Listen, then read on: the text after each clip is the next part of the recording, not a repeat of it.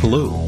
Welcome to Season 8 of The Horrific Podcast. We're two friends who live in different places but share a love for scary movies. In each episode, we both watch the same movie on our own and then record a conversation together about what we liked, what we hated, if we were scared, and maybe even some larger truths about why people watch horror movies in the first place. This season, our theme is Make the Wives Pick. Since our wives have to watch these movies with us every week, and often complain about it, we made them pick the movies this season. If you want to see the list of upcoming films and follow along, check out our website at thehorrific.com. Thanks for listening. It's kind of weird to me. I feel like perceptions of some things have changed a little bit recently. Like with Netflix, historically, it's been known for movies, right? Like it's the movie thing. They would send you the DVDs and it was always like about movies, and then you would get Netflix so you could watch any movie you wanted. But now I kind of feel like when we're going to review a movie and I see that it's on Netflix, I'm like, crap. That means it's definitely not good, because if it was good, somebody would be making you pay for it. That's a very strong point. Yeah. Yeah. So Gothika's on Netflix. I love it. It wasn't as bad as I expected it to be based off that. Yeah. I don't think it was great, but it was interesting to me. Like, did you know anything about this movie before? Yeah. So I'd seen it before. Yeah. Oh, okay. I had not on purpose. I was trying to make out with a girl in high school. Did it work? No. It didn't work for me either. Sarah picked out this movie and then I think ended up sleeping through some of it like normal. But yeah, it was not one that I was familiar with at all. I was kind of surprised that it did as well as it did at the box office, because it really, it wasn't even like on my radar at the time. Yeah, I think it was like, if I remember right, so this is from 2003, which was like 4 decades ago. Yeah. It seemed like there was like a lot of hype around this, and I was trying to think of why, and the only thing I could think of was like, it was around the time where like they were doing like the remakes of, The Ring and stuff like that. And it's like, maybe it kind of got tied into that, but I didn't have like a good answer why there was hype and why I knew about it, but I definitely did. And it was before I worked at the theater too. So I didn't know why I knew as much about it as I did. I'll tell you why. Halle Berry. That's probably true, honestly. Yeah. But anyway, I will introduce it, and then you can do your fun facts, then we'll get into it. Sounds bueno. In 2003, Warner Brothers Pictures brought us Gothika, a psychological horror movie starring Halle Berry and Robert Downey Jr. After waking up in a holding cell in a mental ward after being arrested for a crime she doesn't remember committing, Halle Berry must use everything at her disposal, both in this world and beyond, to find out what happened and try to prove her own innocence and sanity. This movie was made on a budget of $40 million and made over $140 million at the box office. It can currently be streamed on Netflix.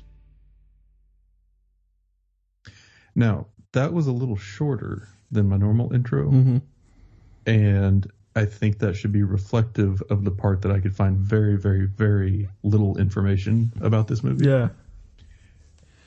I'm curious, were you able to find much in the way of facts? Yeah, so not too many off of legit sites, but I have one that I think is actually pretty interesting.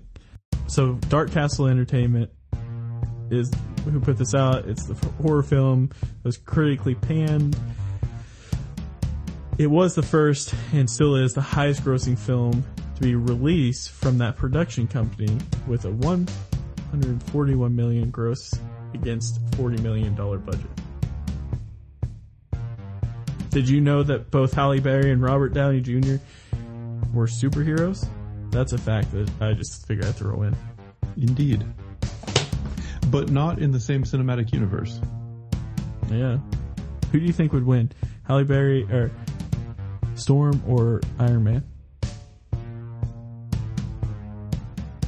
I would think Iron Man, right? I don't know. All she'd have to do is do electric, or do a bolt of lightning. He'd be done. I mean, That's me doing lightning. Nice. Those are the facts I got, though. Yeah. So it was kind of weird because I would think 2003 would have been recent enough that if this had much of a following at all, there would be plenty of stuff online about it, but I just really didn't find any. So it had the feel to me of kind of a like Hollywood blockbuster-y type movie. It had some big name actors in the cast, but it just felt a little weird to me all the way through. It had kind of that weird like coloring or like it was dark. Like it almost felt like it had like a digital filter on it or something, you know, like I think we talked about that recently in another movie too, like Tucker and Dale. But and I don't know what it is about the filming specifically that causes that to happen, but it seems like one that didn't transfer super well to like the digital widescreen age. Yeah. So I agree with that. It did seem like it was like they almost like they filmed it normal and then put like a blue tint over the whole thing. Yeah. It was just it just had kind of a weird thing. And it was really hard to tell what was going on in the scenes that were like at night or with a darker background. Yeah, and I'm actually watching it on a TV in my guest room right now, and it was like widescreen, so like the TV we have back here is smaller, like a 32-inch, so like it was legit pretty hard to watch. There were multiple times like where I like laid toward the TV so I could see a little bit better because it was just like I couldn't make out what was going on, and it was kind of frustrating because it was like I get frustrated with that because it's like, look, if you're not gonna have the greatest like storyline, let's give us some good cinematography here. Yeah. No, as far as movie making goes, this one did have an extra long opening credits sequence, and we hadn't had one of those in a while. So, that's very true. You know, a little refreshing, but yeah. I don't know. I felt like it got to the point pretty quick. Like it did a quick set up the characters in the beginning, and then, you know, she's driving home in the rain and has to swerve to avoid the ghost, and then like goes to try to help her, but then the ghost catches fire and touches her face, and it cuts to black, and then she just like wakes up in prison. Yeah. And that was a really rapid scene or like rapid sequence of events. And then it was just like, wait, where am I? What's going on? How did this happen? What's real? And I thought that was kind of a cool way to introduce it, but I also feel like it lost momentum a little bit after that. Yeah, I think for me, where I immediately wanted to turn the film off was when she talks about how she hates pizza. I don't know if you caught that, but she hates pizza. Yeah, no, I don't. So I assumed that was like a diss, like because Robert Downey Jr. is always trying to get her to like hang out with him. It seems like, and he's like, well, we could get pizza, and she's like, I don't even like pizza. But it's like saying, I don't even like the best thing in the world if you're around. Okay. Well, so I thought that was like a diss track. It could be. Like boom. At the same time, there's no reason to dig that deep. That's true. Don't talk about pizza like that. It's literally the greatest thing on earth. It's the only thing keeping me going. Yeah. No, I agree. That was actually my second Dear note. Pizza, I apologize for her comments. Thank you. That was also, that was the second note. This one, the first note though, is just from the get-go, and I assume it was right after the really long intro, was this seems like a movie that a young rebel Sarah would have watched and felt that she was edgy. I think that's exactly accurate. Like she felt like she was getting away with something by watching it. Yeah. Yeah. Seems right. Yeah. It was strange. Like I said, I just want like some pretty good cinematography with it. And I don't think it was like too bad. It was just like, you don't have to make it super dark. And also because it's not a TV I'm used to, I'm trying to fix like the brightness, you know, it's just like, it was just a kind of a mess. And I was just like, had to sit down and like, okay, focus, like watch this. Yeah. Quit dealing with that. And I wonder too, how much of it is like what Netflix is serving up at the time. Like, you know, you're not always convinced you're getting like super that's true. high quality streams on stuff and all that. But all that to say, I think this is one that probably watching it in the theater would have been a really different experience than watching it at home. Yeah, I could see that. I could see that for sure. Because I think it had some like legit really interesting and good scenes. Mm-hmm. But I think at the end of the day with this one, it was really more interested in telling the story and developing the narrative than it was in being horror. And I think that it tried to pack in too much story, and that like hurt the horror aspects of it. Like anytime it was starting to develop that, like kind of pull me in from the horror fan perspective, it then kind of slowed down and lost me a little bit as it went more into like advancing the story stuff. Yeah. Yeah. While watching, I'm thinking to myself, like, how can you make this a horror? And I think, well, it's definitely horrific thinking how you just wake up one day and you're in a mental institution. Like, that's pretty terrifying. You don't remember what happened. That's also terrifying. I think I'd probably just be like, oh, well, just give up. Knew it was coming one day. Yeah. I had a good run. Yeah. But yeah, I mean, like in some of the scenes, like when she's in that community shower and then she starts hearing the voices and sees like that girl that she saw in the street before, and like she gets attacked and cut up and stuff. And then later there's the intense scene with the sheriff showing her the pictures of the crime scene, and then she's freaking out, and like her arm, those cuts on her arm start bleeding and they spell out "not alone." And then you see like in the crime scene photo where "not alone" was like carved in blood on the wall at the crime scene. Like those were some really intense moments. Yeah. And you still had quite a bit of mystery involved at that point as to what had happened. And so there were a few times when it really did like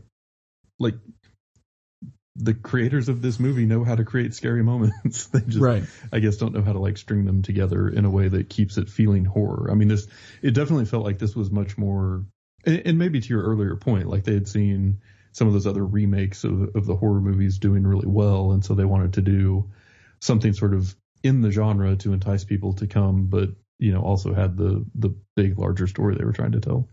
Yeah, I think that could definitely be it. Cause like you were saying, it definitely, at least they were trying, I feel like, to make a horror.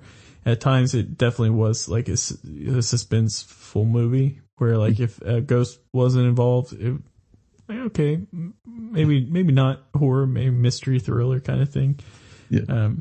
But there, like you said though, there were definitely the scenes where where it was definitely scary, and for example, like when she bends down at one time, like it's showing her looking at the camera, and she bends down, the ghost is right behind her. Like that was a nice little jump. That was kind of needed, I think, because there were a couple dull moments as far as the horror goes. There were too many dull moments in my opinion, but yeah, and there were some that were more subtle too, like when she's in the cell and she says, "If you're the ghost of Rachel Parsons, then you'd let me out of this cell." And it pauses for like just a beat, like just long enough for you to think like, okay, that's silly. But then the door slowly opens. Yep. And on the one hand, it was predictable, but on the other hand too, it was super creepy because it's like, okay, you have now established that this isn't all in her head. There is some sort of like supernatural thing going on. And that, to me was interesting. Yeah. Yeah, I can see that for sure. Yeah, I don't think so. While watching this, I don't think I was nearly like as frustrated watching it. Like it was still like at the end of the day, psychological horror thriller, whatever you want to call it. Like I got the job done. It wasn't hard to watch either. Like it wasn't one of the ones I was just like wanting to die at. I mean, it just got boring, certain parts. But I think it did keep you a little into it, like for example with the ghost, like kind of showing her the clues as you go. It's also like super easy to escape a mental institution. Yeah, so I had a couple of things on here that were the moments in the movie where I was just like, wait, what? Why is this? Yeah. One is, why was the character Chloe involved? Like, why did we add the extra movie time for that character? That's a good point. Because they could have showed the chest tattoo another little way too. I mean, I feel like a lot of time was spent on that character that wasn't really necessary in a movie that already felt a little bit too long to me. But then the one that really got me because with her, I was always like waiting for that to turn into something more important. But the other piece of it was the security guard that was just like, here, take my car, to the escaped inmate from the like prison for the criminally insane. Like, well, I have a couple opinions about that because I've thought long and hard about that scene. Okay. As I focus on those things, like if it were you, I'd do it, but I would immediately turn you in and get the warrant or the reward. Not really. I would let you out. However, thinking about it though, I was watching. I was like, because they try to. It's one of those movies where they try to make you think that everyone's guilty. Yeah. And so like you at one time think, well, okay, maybe she's guilty, or you think, okay, well, maybe Robert Downey Jr.'s character is guilty, or you're just constantly thinking, and I was thinking about how like Robert Downey Jr.'s character was like treating her as a coworker, and I was like kind of frustrated because I was like, man, that's no way to. But then it hit me, and it was like, no, that's absolutely how I would treat my coworkers. Like as soon as they're gone, it's like there's no special treatment here. Yeah. So you're gonna have to go through this whole thing, and I know some of your problems that you have already. So you got a lot of work to do before you get my approval. Yeah. Because I was like, knowing me, I'd probably be like, hey, I know that you're super depressed. There's not much I can do about it, but here's some Skittles that will make you feel better. Or here's some sort of food, because that's how we show love. Yeah. But nah, it just started bothering me. But the biggest mistake that this movie did that really irked me, but at the same time I loved it, was the scene where they randomly played Papa Was a Rolling Stone by the Temptations. And I love the Temptations. Those are my people. Yeah. That's actually Dennis Edwards that was singing that part, which he's not as good as David Ruffin. That's neither here nor there. It had nothing. The lyrics didn't even have anything to go with what was going on. Yeah. Papa Was a Rolling Stone. This was about Halle Berry's character trying to figure out what's going on. And then it was just a little section, almost like where they had like some extra money and they're like, hey, let's get the Temptations on there. Well, what do we want to play? Instead of playing something good, like I Know I'm Losing You, which could work because she, lost her husband. They played Papa Was a Rolling Stone. She wasn't even a mom and her husband wasn't a dad. Like, what? How's that a thing? Yeah, so in general, I felt like the songs, the music choice or the music usage in this movie was corny. You're gonna tell me Behind Blue Eyes by Limp Bizkit was corny? For the way that they used it. I mean, it absolutely was. Just the way that this stuff was put in there, it's like it did not at all fit the mood or the tone or like anything at any point, in my opinion. How do you know that it was a movie from the early 2000s? Oh, it had Limp Bizkit in it? Right, exactly. Yeah, for sure. Yeah. Yeah. But so there were a couple of other scenes that were more like nightmarish type stuff. So when she has like that, like the reverse memories of the night that she killed the husband, and it's like slow motion moving backwards in time, and you see her pick up the axe and stuff like that. I thought was awesome.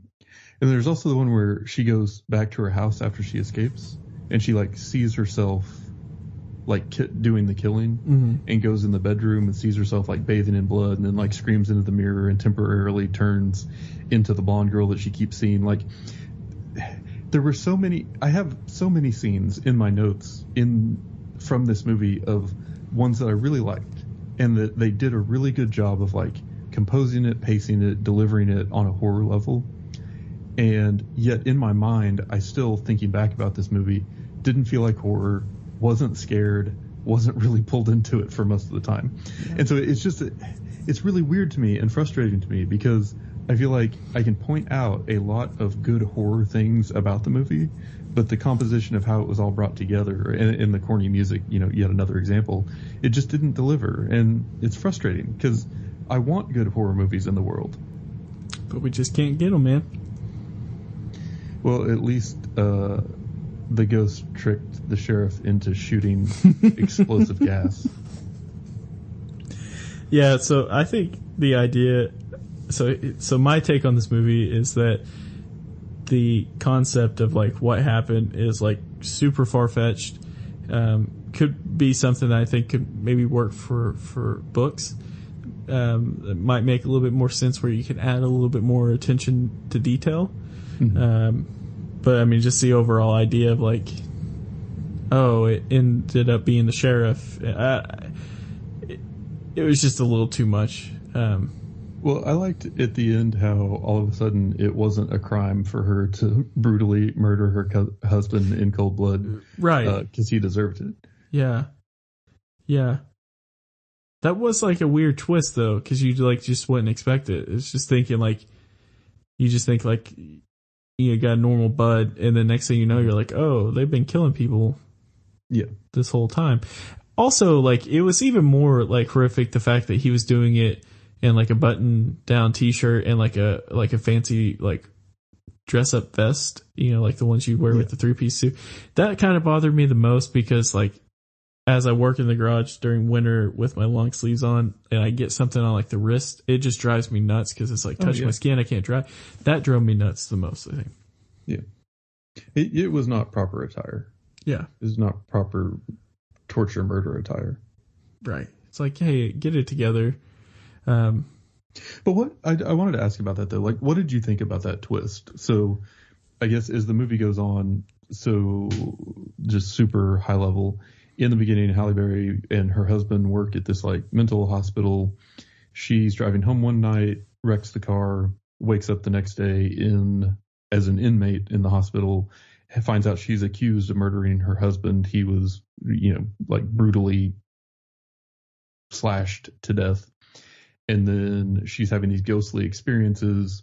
And eventually what you find out is going on is that her husband and the sheriff were friends and had been torturing and murdering girls at this ranch cabin thing that he had.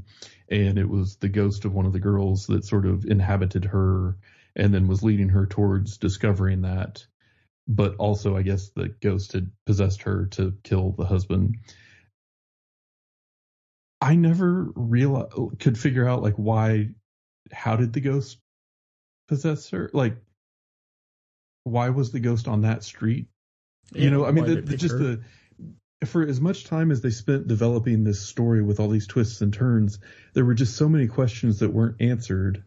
But if you can take a step back from that, the overall flow of the story, did you think that was like effective? Like, do you think this had the bones of a good horror movie? So I think what they did with this movie is they thought of the idea of, trying to have a twist at the end, and then they built the story around that. Mm-hmm. Because if the concept was she had an inkling that her husband was doing this, and like you had the suspense that trying to figure that out, that may have turned out a little bit better. Wouldn't have been a horror, but it would have turned out a little bit better. But I think it was just like, well, we can make this a horror. Let's throw a ghost in here. We won't explain how why they picked her, or why she can do it. And then at the very end, we'll just kind of tie it back together and have her like see another ghost that's gonna, be her next mission. I don't know. No. So my follow-up question for you. Yeah. Do you think the people who made this movie were fans of The Sixth Sense? Well, that's a good point. Because it felt like a real blatant ripoff by the end to me. That's a good point. Yeah. Probably. Maybe they saw that and they thought, I can do better. Or they thought, I can make money too. Well, that's true. And that's what we've run into a lot. Yeah. Yeah, I mean, to me, the ending of this was comical. Yeah. And I think that may be like the root of a lot of my feelings about it walking away. Yeah, comical. Definitely have no desire. See, here's the thing. I've seen this before, but I didn't remember. Like, it was one of those, where you don't remember the whole ins and out. Because you were possessed by a ghost that made you watch it? Probably. Now, also, tying into this movie, is basically the sheriff was saying like, yeah, we're best friends. We've been best friends since we were 15. That's what you do. And it's like, yeah, but we've been best friends for longer than that. But also, like, we've turned that into good. Yeah, we wanted to kill. We've talked about it, but we're not going to do it. You've never once invited me to come to one of your murder parties. we just make we just create bands or podcasts or something and be productive. Not that Lots we want of to be stuff no one listens to. Right, and that's how we get by, and we like it. No one is harmed by the output of our podcast. We give them the opportunity to, hey, if you want to be tortured, listen to this. Hey, we got some stuff for you here. But it was just like, hey, that's like a bad example. Like, and also it's one of those things where it's like, it's an unrealistic thing as far as, this little part of a movie about a person getting haunted or being taken over by a ghost. This is the part that frustrated me the most, was like no matter how good of friends I am with someone, if you're killing someone like that or like torturing, rape, like, go, like, no, I'll kill you. No, I turn in. I'm winking. Good to know. I'm winking at you right now.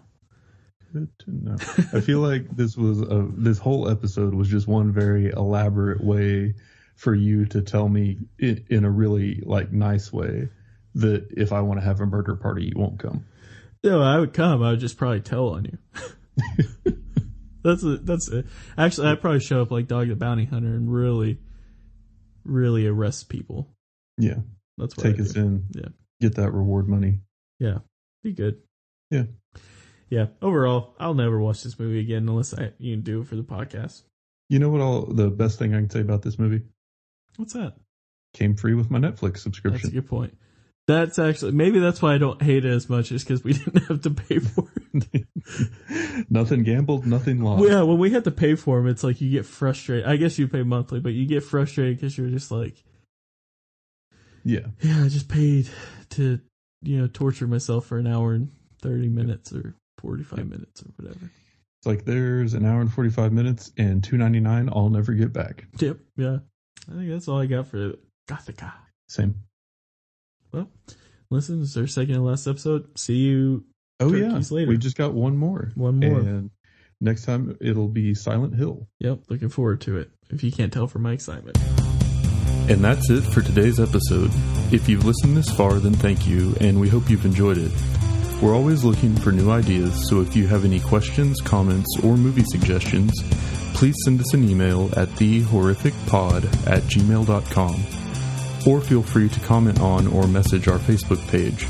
Just search for The Horrific Podcast. Thanks for listening.